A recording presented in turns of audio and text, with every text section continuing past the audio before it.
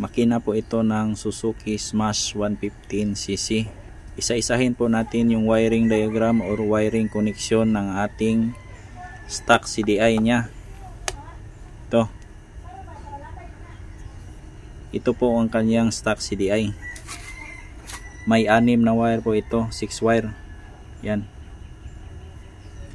Ito yung kanyang posisyon ng kanyang lock. At ganyan siya. Ganyan ang ating isa-isahin na wire. Ganyan ang kanyang posisyon. Yan. Yung lock niya ay nasa ilalim. Ito. Isa-isahin po natin ito. Bawat isang wire kung saan patungo at yung function niya, yung connection. Itong dalawa nasa itaas ito. Ito yung papuntang carburetor, TPS or throttle position sensor. Itong dalawa. Itong red na may stripe na white at saka itong yellow. Itong dalawa, ito yung papuntang TPS ng carburetor. Ito namang kulay orange, ito yung papuntang accessories wire. Ito. Or papuntang ignition switch. Ito yung galing 12 volts ng battery na dadaan naman sa ignition switch. Itong kulay orange, accessories wire po ito. Ito naman blue na may stripe yellow. Yan ito.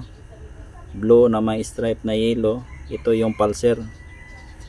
Ito yung positive ng pulser. Connection po ito papuntang stator. Positive ng pulser. Papuntang stator po ito. Ito namang white na may stripe na black. White na stripe na black ito. Ito yung ground or negative niya. Ito yung i-connect natin sa ground ng battery or body ng chassis. Ito i-connect natin sa chassis. Itong black na may kulay na white wire. Negative po ito or ground. Itong panghuli, ito blue na may stripe na white, ito yung papuntang ignition coil. Itong blue na may stripe na white, papunta po itong ignition coil. Ito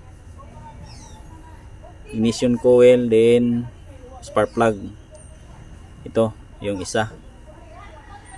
Bali 6 lang po sila. Ito yung kabuhang wiring diagram ng ating stock CDI. 6 na wire, 6 wire po ito. Yan. Yung lock niya ay nasa ilalim. Ganyan po ang kanyang posisyon.